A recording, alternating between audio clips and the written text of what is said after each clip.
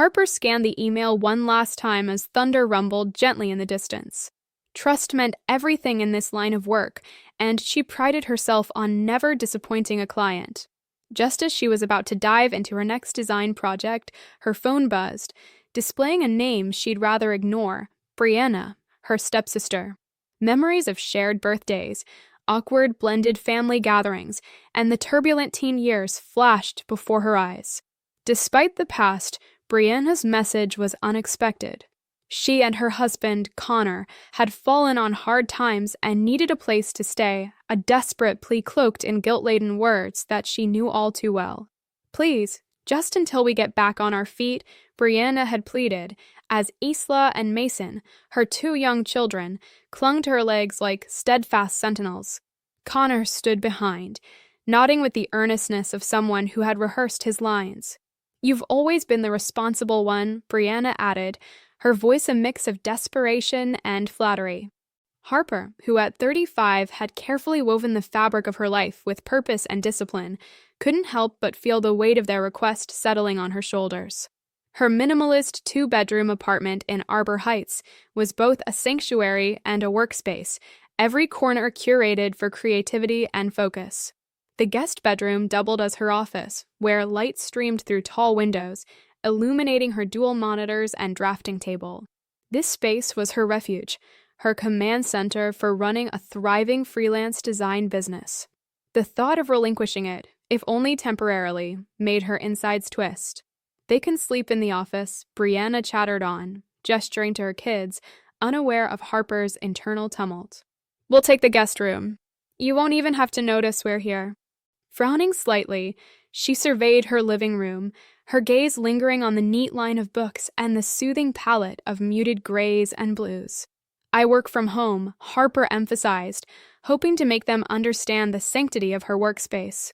Her life had been meticulously set up for success and stability, qualities she valued above all else. "Oh, you can just work anywhere," Brianna said with a dismissive wave, undermining years of Harper's blood, sweat, and late nights. "The kitchen table, your bedroom, it's just drawing, right?" The word stung, but Harper held her tongue. Graphic design was more than just doodling. It was her livelihood and outlet, a craft she'd honed into a business that paid her bills and nurtured her independence. Yet here they were, family, loving guilt like a well-pitched softball.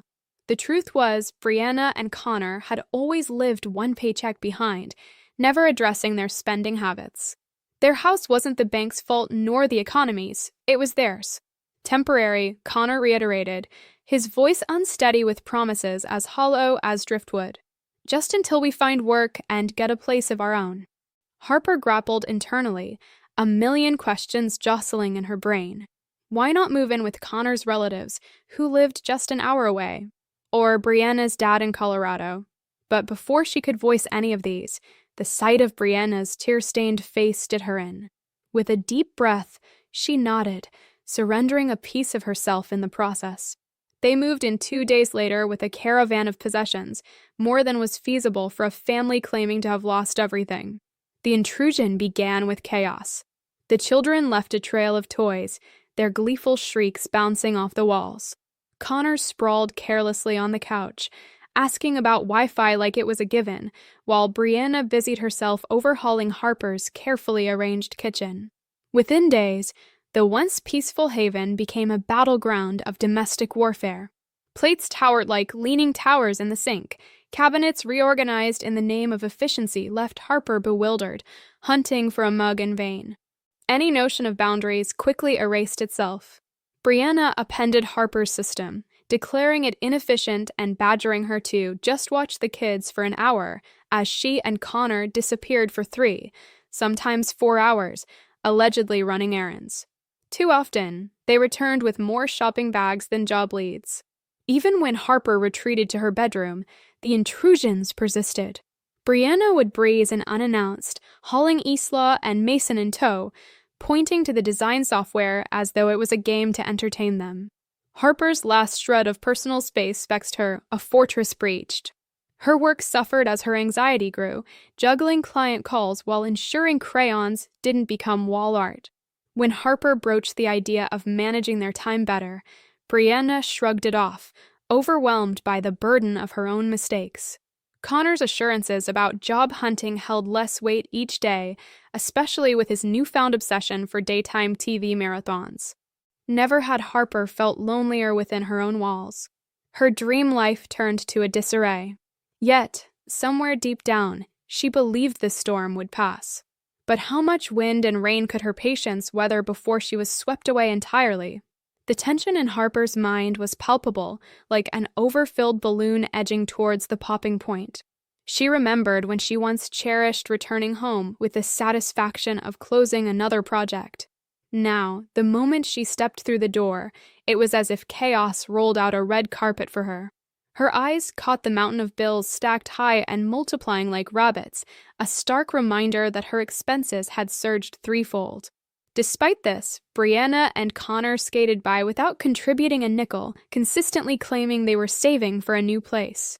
Yet somehow, there always seemed to be enough cash for Brianna's weekly salon visits and her penchant for pricey coffees. Family helps family, Brianna would say with practiced ease whenever Harper delicately broached the topic of finances. Remember when we were younger and our parents were married? We shared everything then. The irony stung Brianna hadn't shared. She had commandeered, like she was doing now. Her early experiences with Brianna, back when their parents first married, echoed eerily in the present. Harper, who was 13 during those tumultuous years, recalled vividly how the past 3 years were a training ground for this current dynamic, the cycle of Brianna taking until nothing was left for Harper. "Don't be so overdramatic," Brianna often retorted when Harper implored her to respect her belongings, particularly the art supplies that were now perpetually in disarray. "This is how normal families operate. You're just not used to it because you live like a hermit." But the word temporary had steadily lost its meaning. Brianna and Connor didn't seem to have any real plans to move out. Each time Harper cautiously asked about their housing strategy, they unleashed another recycled excuse. "The rental market is tough right now," they'd lament. "We can't uproot the kids again so quickly now that they've settled in." As their feigned helplessness dragged on, Harper found herself nearly drowning in her responsibilities. Interruptions from a cacophony of laughter and toys splintered her concentration, making it nearly impossible to deliver on her client promises. Her previously sterling work ethic started to slip, tarnishing her carefully built reputation. She feared the domino effect it might have on her relationships with reliable clients. The breaking point came not with a bang, but the slow, creeping realization that nothing would improve on its own. On a gray Tuesday afternoon, she'd sequestered herself at her favorite cafe, hoping to finalize a project. Upon returning 3 hours later, what awaited her seemed like a desecration. Her expansive living room, a former arsenal for inspiration, had been gutted. Her drafting table was exiled to their apartment storage, her dual monitors marginalized to the periphery to make room for a colorful, monstrous toy organizational system. "Surprise!" Brianna exclaimed, showing off the new chaos as if unveiling a masterpiece. "Now the kids have a real play zone. Isn't it a better use of space?" Harper stood paralyzed in the shock of it all, disbelief rooting her in the doorway. "Where's my drafting table?" she finally managed to ask. "Oh, that old thing?" "It's in storage," Brianna replied flippantly. "You're always working on your laptop anyway." No, Harper thought bitterly. She was confined to her laptop precisely because her workspace had been overrun. "Don't touch my equipment." Harper's voice was uncharacteristically sharp, a sharpness born of pent-up frustration and despair. "This is my office, my sanctuary." "Our home now," called Connor lazily from the couch, his eyes still glued to his phone. Brianna nodded. "The kids need space to play." Incredulous, Harper shot back, "And I need space to work. This apartment isn't some daycare I'm running. It's my livelihood." Brianna's voice dipped into a familiar, accusatory whine. "Why are you being so selfish?" "After everything we've done." "Done," Harper echoed incredulously. "Like taking over my home, disrupting my work, and trampling my boundaries? That's not being family. That's just parasitic invasion." At her elevated tone, young Islaw's wide eyes brimmed with tears, stirring Brianna into defense mode. With an exaggerated sigh, Brianna scooped her daughter into her arms. "Come on, sweetie," she cooed, casting Harper a holy martyr glance. Mean Aunt Harper doesn't want to share her toys. As they retreated to what had become their territory, a surge of determination ignited within Harper. This was not sharing, it was survival by occupation.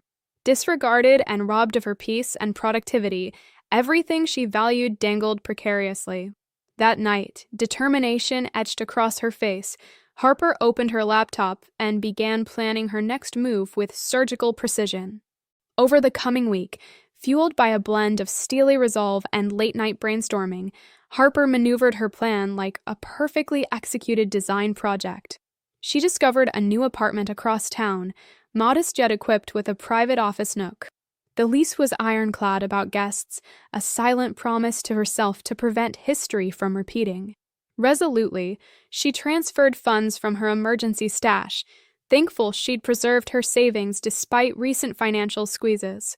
With each passing day, her plans solidified. The morning sun filtered through the blinds, casting strips of light over the meticulously packed boxes that lined Harper's living room. Each contained a fragment of her life that she was carefully extracting from the chaos her home had descended into. It wasn't a hasty retreat, but a strategic withdrawal. Her drawing tablet, backup drives, and precious portfolio, everything essential, had already found sanctuary in a storage unit. Slowly, with deliberate patience over several weeks, her most valuable belongings slipped away unnoticed, sheltered from Brianna's compulsive tidying and rearranging. Every step forward was documented meticulously. Harper took photos of her office's gradual transformation into a playroom, screen-captured Brianna's dismissive responses to inquiries about apartment hunting, and compiled a meticulous list of unpaid bills and expenses. Increasingly, her phone recorded Brianna's casual admissions of their lack of interest in relocating. They were basking in the comfort her home afforded, claiming nothing they found matched its appeal. A revealing conversation with her landlord set the final wheels in motion. Technically, he reminded her during their chat they're not on the lease. You could have them removed. But Harper wanted a clean break, untainted by confrontation. "Just don't renew my lease next month," she decided, hinting he might want to schedule viewings for potential new tenants soon. Utilities would cease the day after her planned departure, scheduled, but not immediate, ensuring the family wouldn't suffer outright from her exit, but instilling urgency for them to act.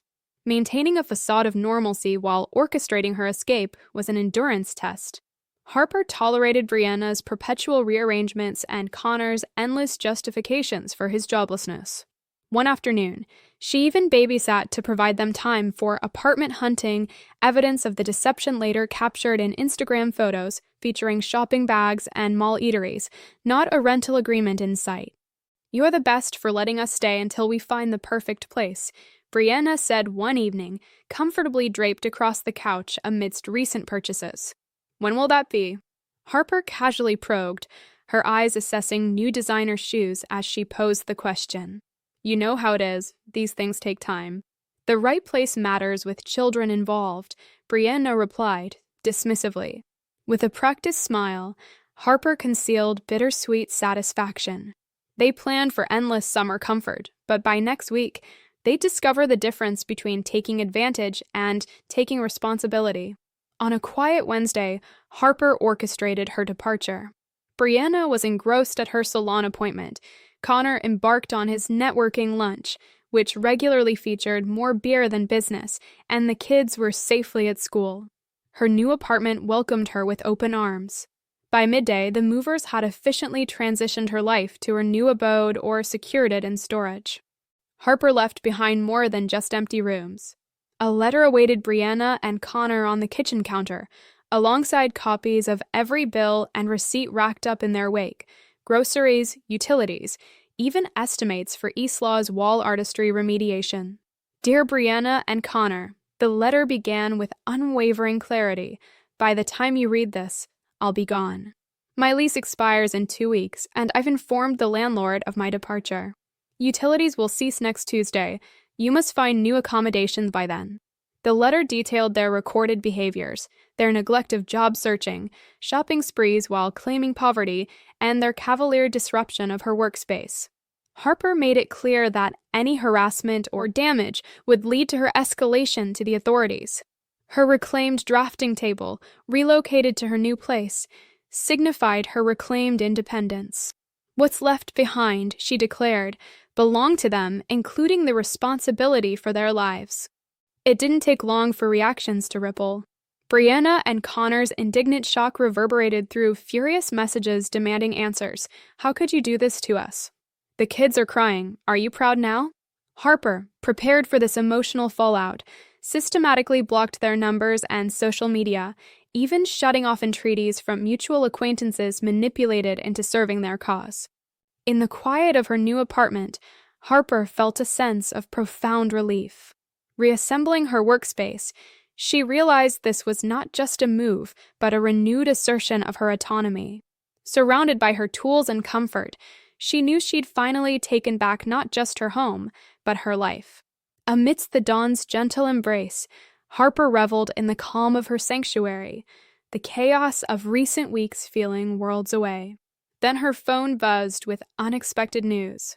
Your stepsister claimed tenant rights, chuckled her landlord over the call. He took palpable delight in reminding Brianna that unlisted occupants held no sway.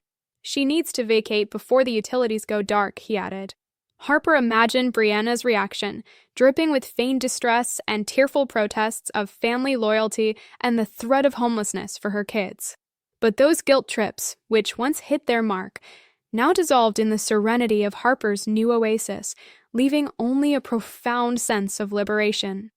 Through family connections, whispers about Brianna and Connor's version of events unfurled, tales of Harper's supposed callousness, heartlessly abandoning them in dire straits.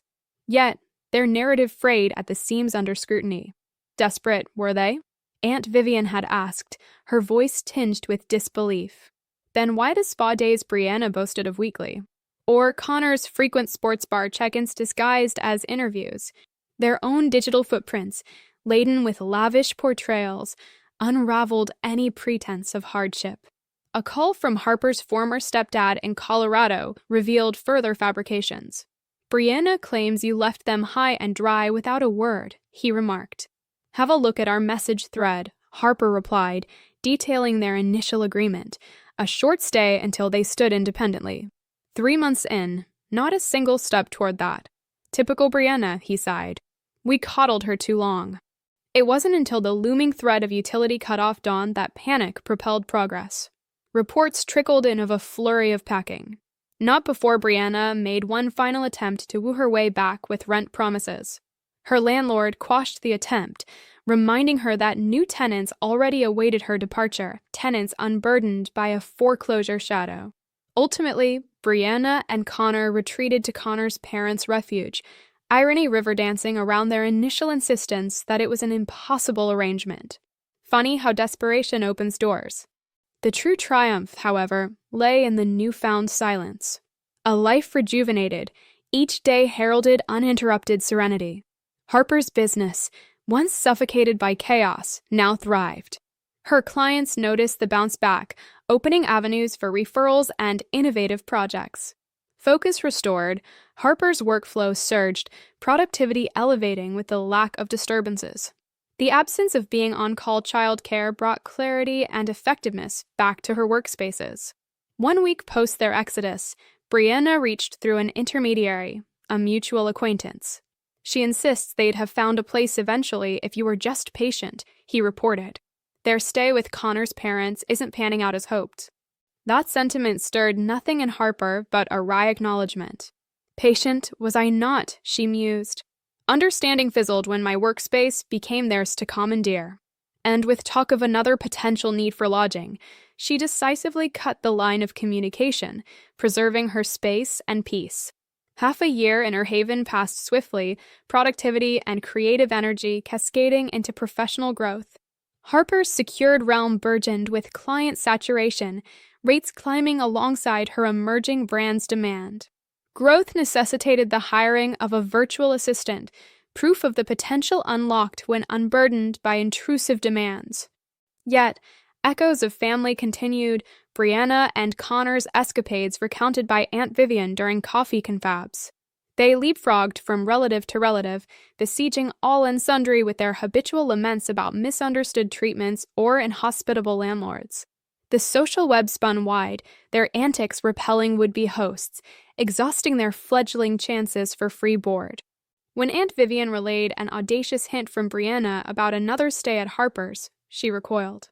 Boundaries, Harper reiterated firmly, were lessons best learned the hard way.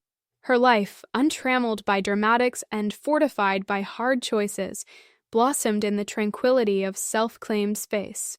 Amidst the crisp late autumn air, Harper reveled in the serenity of her newfound independence, a sensation long absent but now cherished. Her phone chimed with an unexpected message from Brianna. "I've been reflecting," the email began. "Maybe we didn't handle things right when we stayed with you." The words of a rare admittance of fault tugged at Harper's guarded heartstrings. Yet she couldn't ignore the undercurrent of timing. Suspicion lingered like a shadow on an otherwise sunlit day. With caution, she dialed Gail, Connor's mother, a surprising ally in recent months. Yeah, Gail confirmed, her voice a mix of weariness and exasperation. They were evicted again. Brianna's reached out to everyone she can. Stay alert. Harper pondered the artful response she crafted. "I'm glad you gained perspective," she typed carefully. "May it guide your choices moving forward. But I'm not interested in meeting now." Minutes later, another email from Brianna arrived, laden with desperation thinly veiled by pleading. "We've found this great apartment," she wrote, "but we need a little help with the deposit. It's for the kids' sake, just a small loan." Harper didn't bother replying. The intention behind the outreach was crystal clear. Her thoughts shifted inward as she turned to a project sprawling across her pristine drafting table. The work, a lucrative commission, would soon add to her growing financial independence and validate her decision to part ways with the past. With the holiday season approaching, familial tensions reignited. Whispers floated through the family circuit, painting her as the heartless antagonist, the one who'd left kin in the lurch. Aunt Selena pleaded over the phone, "It's Christmas. Can't you forgive them?" They've changed. Yet evidence said otherwise. Through Gail, Harper learned that, despite having jobs, Brianna at a boutique, Connor attempting to sell cars, their financial woes persisted, tangled in indulgences over necessities. Designer labels and fine dining didn't match their income, which dwindled when rent was due. Determined to nurture her newfound peace, Harper declined the larger family dinner, choosing instead to celebrate with those who truly supported her. In her inviting, uncluttered apartment, Aunt Laurel brought her famed pecan pie. Gail arrived with Isla and Mason for a brief, joyous visit, and even her former stepfather journeyed from Colorado to join them. "This is what a home should feel like," Laurel remarked, taking in the harmonious surroundings. Peaceful, stable, unlike that whirlwind you endured. The children, too, seemed transformed within the structured embrace Gail provided during the weekdays. Isla channeled her creativity with structured projects, no longer leaving walls as her canvas. Mason thrived academically and socially, free from the stormy uproar. "They need stability, not constant chaos," Gail mused, observing her grandchildren. Their smiles, now genuine and carefree, lightened the room, a testament to the environment's influence. Harper's business flourished. Her apartment's dining nook was reinvented, a chic client meeting area with a professional setup for virtual consultations, reflecting her stride towards success. In her renewed life, Harper discovered that the true essence of home lay not in its walls, but in the sanctuary she cultivated for herself and those who genuinely enriched her world. Harper sat at her computer, a cozy cappuccino warming her hands as snow lazily drifted past the window frame. It was a quiet Friday afternoon before Christmas when an unexpected notification pinged her inbox. Brianna had reached out again. The subject, from the kids. "The children made you Christmas cards," the email began, innocently enough. "We'd love to drop them off and maybe visit for a bit, reminisce about old times." I've been reflecting a lot. Harper could practically recite the ensuing conversation in her sleep. First, warm nostalgia, followed by tales of woe, and finally, the inevitable appeal masked as familial obligation. She sighed, typing her response with deliberate calmness. You can mail the cards. My address hasn't changed. Brianna's reply was swift, an appeal laced with holiday sentiment. It's Christmas. Family should be together. We've changed, you'll see. We even found an amazing apartment, but the deposit. Harper stopped reading. Instead, she focused on wrapping gifts for Isla and Mason, which she sent to Gail and Victor's home, where the kids found stable holidays, free from the shifting sands of their parents' machinations. A year passed since Harper's escape, and the phone rang, surprising her with news from Gail. Brianna and Connor finally found a place they can afford, she shared, amusement mingling with relief. Modest, basic, but within their real budget. Their evictions caught up, Gail continued, a wry note in her voice. No prestigious landlord would accept them, so they've been forced to live within their means. Sometimes rock bottom is quite educational. The structure of this new life extended beyond housing. Family court facilitated the weekday arrangement with the grandparents, providing continuity and calm for Isla and Mason, a setup that offered them security their parents couldn't. On occasions, the children visited Harper's polished apartment, always under Gail's wing and never with Brianna and Connor. Aunt Harper's house is so quiet, young Isla noted during a visit, her voice filled with wonder. And clean. That's called respect and responsibility, Gail gently explained. Ever since Harper reclaimed her life, her business thrived magnificently. She expanded, employing 2 remote designers to support the growing demands. Her client database, now studded with recognized names, was a testament to her dedication and perseverance. Messages from Brianna occasionally trickled in, usually veiled requests for aid, their former sway now a mere whisper in a breeze. Harper discovered family ties shouldn't serve as instruments for excuses or trespasses. Her stepfather encapsulated it perfectly during a past visit. Sometimes, the true kindness is letting people confront the results of their choices. You didn't abandon them, Harper. You stepped away from enabling. During one of Aunt Selena's visits, Selena noticed vacant hooks on Harper's living room wall. You know, you could fill these with your own journey, Selena suggested, gazing at the empty space. Your achievements, this beautiful piece you've built. Inspired, Harper spent the next day crafting a gallery, a tapestry of framed designs and accolades, testimonies to her growth, spooled together with select family photos of those who stood unwaveringly by her side. When Brianna saw images of the display on social media, she promptly messaged, "Nice photos. Maybe we can take a new family picture for your wall, over dinner at your place." Harper chuckled, appreciating Brianna's tenacity while fortifying her boundaries. The walls of her apartment, both actual and metaphorical, were her dominion now.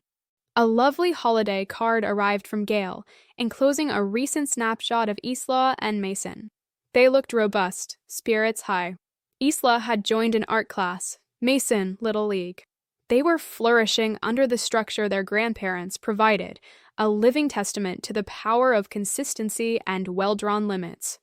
Harper's apartment had grown beyond mere shelter. It was an embodiment of possibilities realized through the dissolution of chaos.